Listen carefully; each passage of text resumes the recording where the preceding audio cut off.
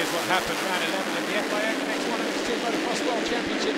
The first MX2 race saw Ken Roczen slide into the lead at turn 1 ahead of Max Anstey and Jeffrey Hurlings. But it wasn't long before Hurlings found a way through into the lead ahead of his teammate. And they put on a real grandstand showdown as well. Max Anstey made a mistake on the opening lap and found himself coming from 11 as he fought his way through the field to eventually finish in 4th position. But a little bit behind them, it was a mistake for Jeffrey Hurlings. He led and made this mistake. Ken Roczen didn't quite overtake him, but he did close in a lot of ground after being held up by a back marker just a few laps before. Hurlings then moved over to let his teammate go through. And then Roczen did exactly the same thing. He allowed Jeffrey Hurlings to go through. These two really playing cat and mouse. In the end, they would battle all the way to the finish line. But Paulak and Tommy Searle went down, and then on the last lap, whilst out in front, Roczen had this big crash, and that paved the way for Hurlings to take the win in moto number 1. MX1 race 1 saw Commander Sal on the Suzuki, and Tony Cairoli get up front. Evgeny Bobashev launched too long, he went down, took Sean Simpson, Mark DeRuva, Candid Dyker, and one or two others with him on that opening lap. Cairoli though, found a way past Stephen Frossard, and into 2nd position behind Commander Sal. That was your 1st and 2nd at the midpoint of the race. Commander Sal looked quite cool and calm and collected at the head of the field, then he allowed Tony Cairoli to go through. We had a new race leader. Commander Sal fought back, and every time Cairoli went into the lead, Commander Sal retaliated and would go through. DeSalle dropped down to 3rd position though when he tried to make this move on Commander Sal. A couple of laps later, he found his rhythm and moved ahead with Stephen Frossard into 2nd position. Towards the end of the race, though, about 3 laps to go, Cairoli this time found a way through on Commander Sal and went on to win the race. MX2 race 2.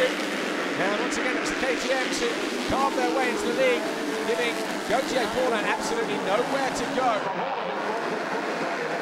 And it was a little bit of carnage going through turns 1 and 2. But it was Roczen who led. He was soon passed though by Jeffrey Hurlings, who made this mistake halfway round the 1st lap, went down to 5th position.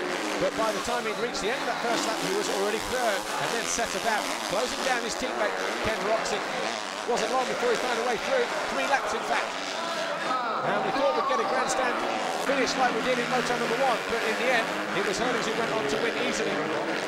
Roczen was 2nd, and Hornick was having a good ride in 3rd, where he finished in moto number 1 as well. And it was the two Monsterinci Kawasaki's who were battling early on, and in around about 6th and 7th position. Jeremy Van Hornick there, 89, was on course for his 2nd, 3rd place finish on the weekend to do 3rd overall. Roczen finished 2nd. It was another win for Jeffrey Hurlings. He won the overall Grand Prix. The final race of the day, MX1 race 2, and the 2 KTMs of Cairoli and Nagel made sure they got the turn 1 in 1st and 2nd position. And Bobashev got another good start, but Barragan went down. He took Tom Church with him. They picked themselves up though. Tom Church didn't score any points. Barragan battled on bravely. Cairoli though eventually found his way into the lead and then made a mistake. Then he would drop to 3rd position. So our new race leader was Evgeny Bobashev with Max Nagel in 2nd position. It wasn't long before Cairoli found a way past his teammate to move into 2nd and then set about closing down the gap to Evgeny Bobashev, our race leader.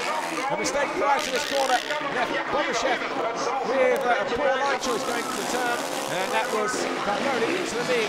Gonçalves got up into 4th position ahead of DeSalle, and on the final lap his bike expired unfortunately, and he lost valuable points and an overall podium position as 2nd overall this weekend. So the overall then went to Cairoli with a race win. Nagel was 2nd, Bobashev 3rd.